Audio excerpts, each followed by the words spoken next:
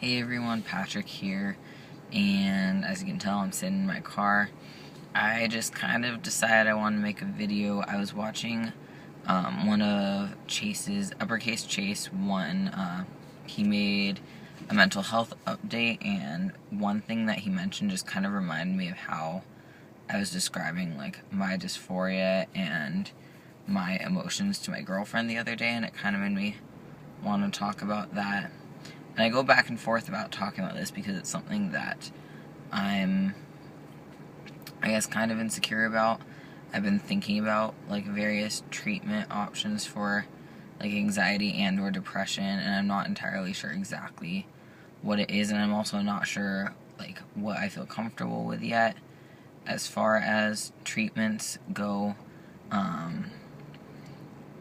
But there's just a lot that I've been figuring out a lot about my mental health this past year, and I've had a couple of my first therapist called, I had like one big depressive episode, and that was really bad. That was spring break of 2014, yeah, and so that was pretty bad.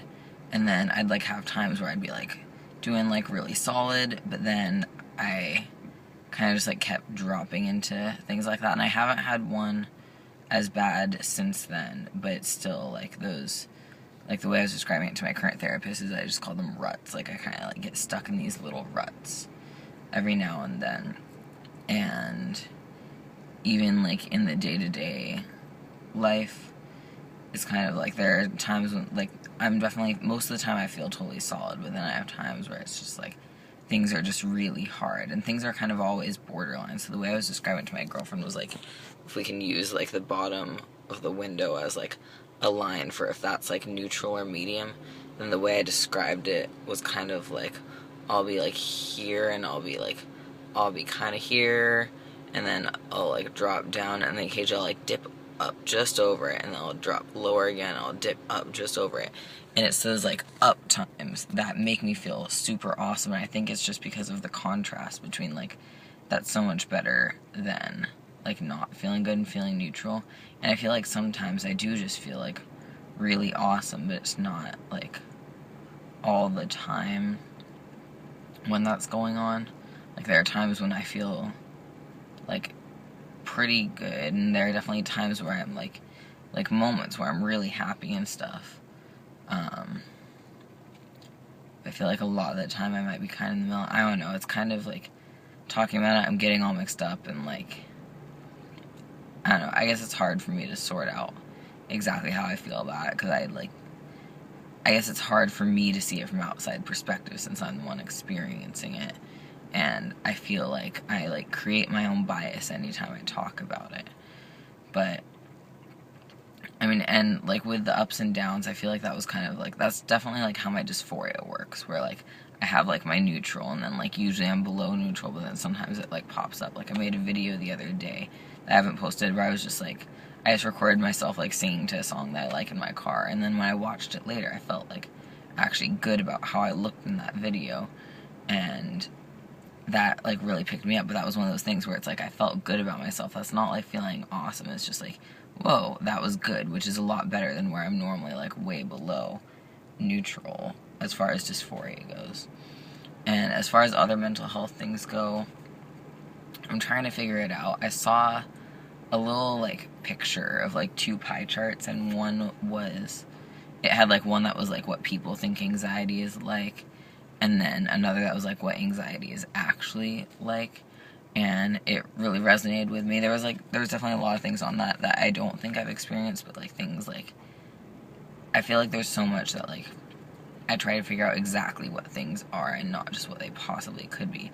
But that's hard to do when there are a lot of factors playing into most things. So like a couple of the things on that like pie chart of like what living with anxiety feels like were like tightness in the chest, and like overthinking everything, stuff like that. And those like really resonated with me. But like the tightness in the chest, like sometimes I wonder if that's like because of binding, and like overthinking things, there's a lot that I do overthink that's like transition things. But it is kind of like a general, like, I overthink almost everything. And I don't know, there's a lot where I go back and forth, where I want to be absolutely 100% sure about something before I do anything about it. But I know that's not how life works. Like, even like with testosterone, it wasn't...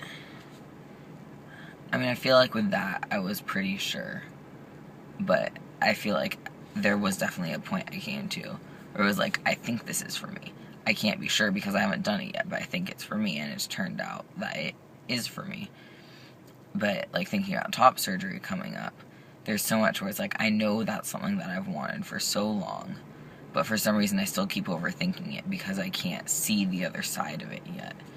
And I know it's not rational, but that's just kind of like how my brain works. And there's so much even like with getting out of bed in the mornings where, like, sometimes I'm totally fine. Like, when I'm with my girlfriend, I'm fine. Like, if I have someone else pushing me out of bed, I'm fine. But, like, when I'm trying to get myself up, there'll be so much, like, I'll even, like, plan something that I'm excited for in the morning, and I'll know that, like, I'll feel great when I get up. I'll have so much fun doing whatever I do when I get up.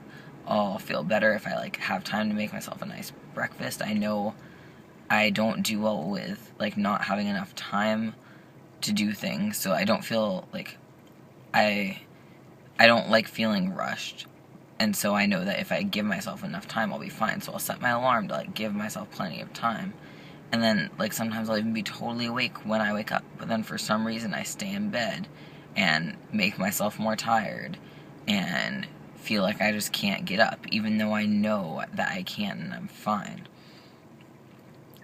And so it's kind of just like things like that there's so much that I know isn't rational, and I want everything to be rational for it to make sense. And I feel like part of, like, my hesitation with figuring out, like, treatment for it, or even, like, accepting things, is that I want to have, like, a specific rational problem that I can understand.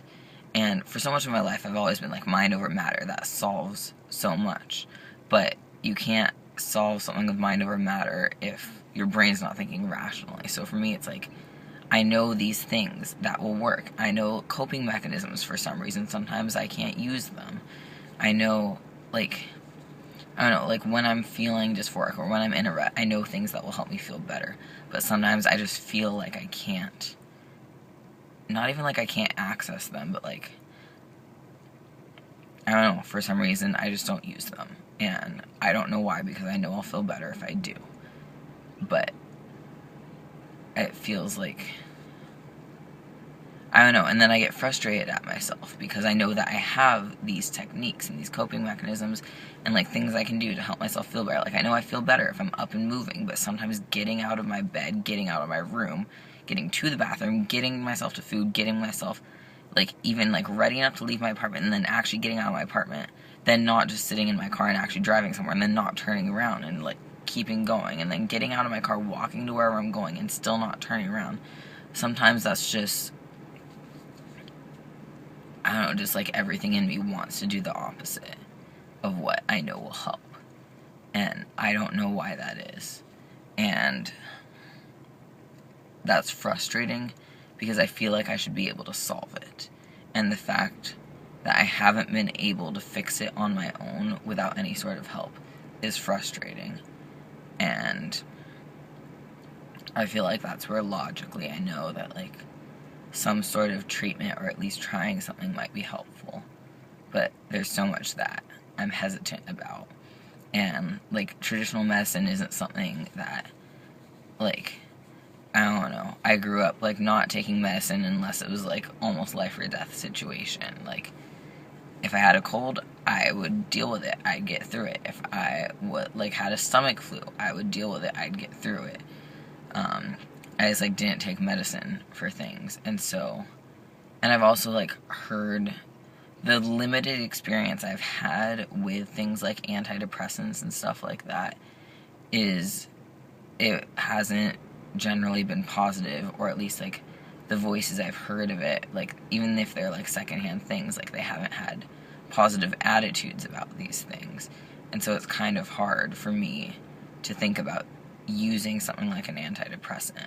And even the idea of like using medical marijuana sounds more appealing to me initially because it's something that I don't know, I know more about it, and I feel like I personally understand it better in the fact that like I felt what that can be like. Not like used in medical sense, but since I've smoked before, it's like, I don't know, it feels safer because I know it better. But yeah, but then like I know I also like I deal with like, I don't know, trying to get past the idea of like being dependent on anything, especially something like when I was smoking before, which I'm not now. It was kind of something that like I always knew that I only wanted it to be recreational, and I didn't want to be dependent on it for anything. And so it sounds more, I'm more comfortable with the idea of using it in a medical sense than I am with the idea of using antidepressants. But I don't know, the idea of being dependent on anything to help myself just sounds, I don't know, I feel like I should be able to do it on my own. And I'm getting a little bit distracted because there's someone walking outside and I'm kind of losing my train of thought. But I guess I just wanted to talk, so I'm going to be thinking about it more, and I know this is a super long video. Not sure if I'm going to post it yet. I probably will, just because I feel like it's something that I should do for myself. But yeah, we'll see. If anyone has any thoughts on this, I would love to hear it. If anyone has felt any similar hesitations, I would love to hear your experiences with them, your experiences with working through those, or just like how you think about it. Yeah, I hope everyone's well. See ya.